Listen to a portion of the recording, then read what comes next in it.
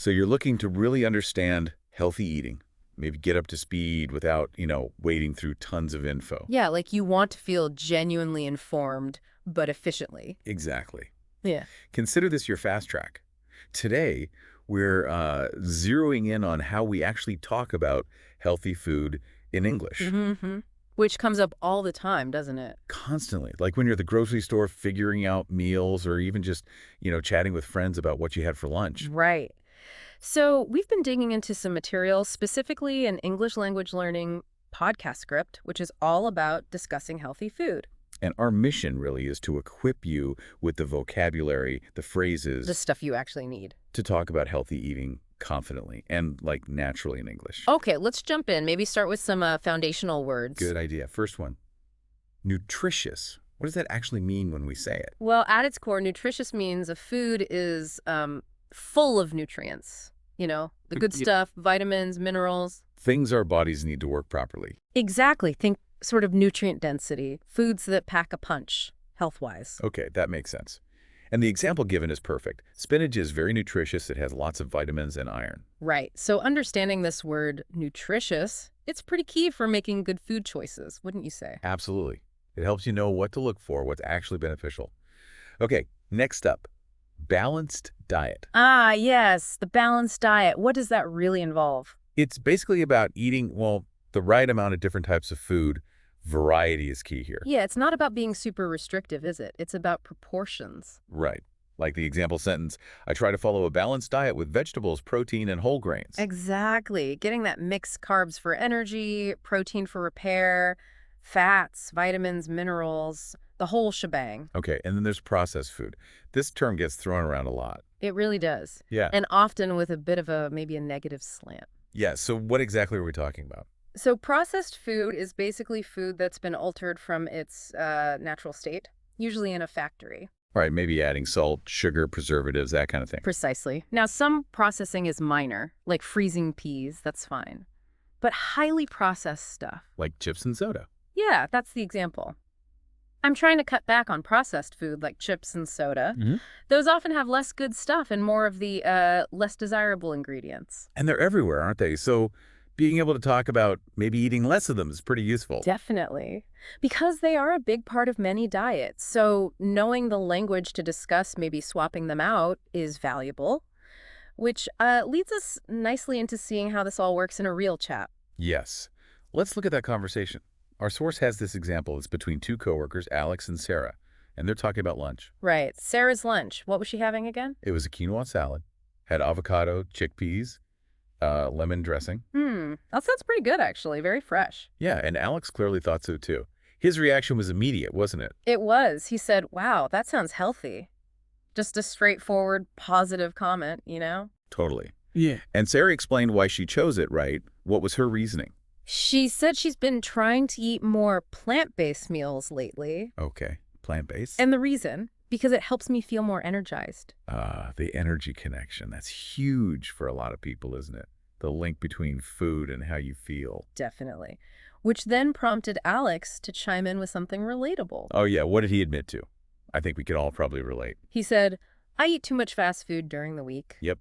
The busy week trap happens to the best of us. So common. And Sarah had a suggestion for him, didn't she? She did. What was it? She recommended prepping meals at home.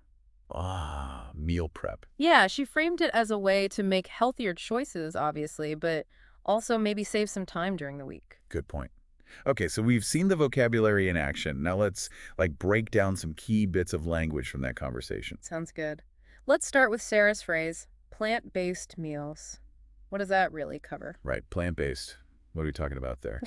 Well, basically, meals made mostly, or even entirely, from plants. So vegetables, fruits, grains, beans like the chickpeas in her salad, nuts, seeds. Got it. Often focusing on whole, less processed plant foods, it's definitely a growing area of interest. For sure. And she also mentioned feeling more energized. What does that imply when we talk about food? Feeling energized. It's more than just not being tired, isn't it? Yeah, I think so. It's about feeling like awake, active, having sustained vitality through the day. Right, not that sugar rush and crash you get from some foods. Exactly. It's that steady fuel that healthy food provides for your body and your brain, too. Makes total sense. Now, Alex's comment, I eat too much fast food. The source pointed this out as a natural way to admit a habit you might want to change. Yeah, it's very direct, but also quite common. What are some other ways people might phrase something similar? Good question. Maybe about sugar. Right. Someone might say, I'm trying to cut back on sugary snacks, or maybe I need to eat fewer snacks, generally. Or perhaps, I should probably limit my processed food intake. Things like that. Exactly. They're all just common, everyday ways to talk about food habits you're thinking about, or maybe trying to adjust, recognizing you have that habit. Okay, cool. So we've pulled apart that dialogue. Let's Yes. maybe broaden out now with some more handy phrases for just generally talking about healthy food. Yeah, let's build up that toolkit. What are some good go-to phrases? Well, the source listed a few good ones, like, I'm trying to eat clean. What does eat clean usually imply? Eat clean generally means focusing on whole foods, unprocessed stuff, trying to minimize anything artificial. It's a popular term. Right. Another one, I want to add more vegetables to my meals. Or incorporate more vegetables. Sounds a bit more formal, maybe. Yeah, both work. It's a clear, positive goal. How about breakfast? I drink a smoothie for breakfast, or I usually have a smoothie.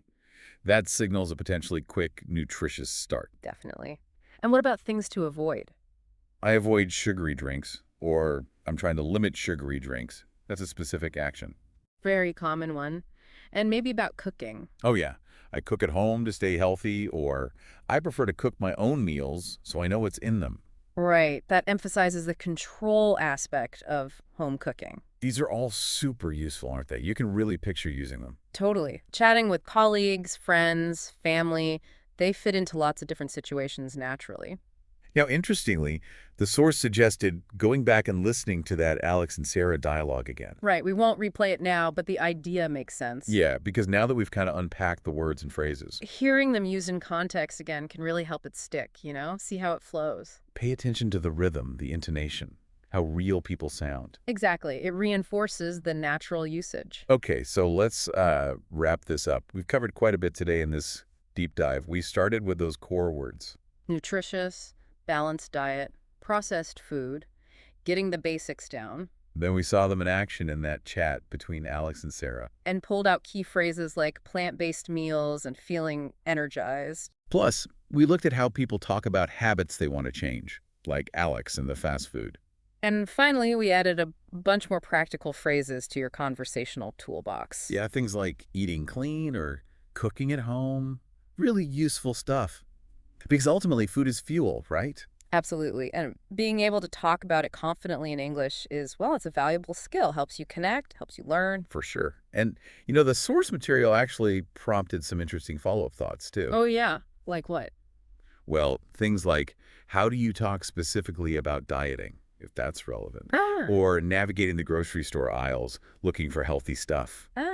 practical tips. Or even the connection between fitness and nutrition, how you discuss that. Exactly.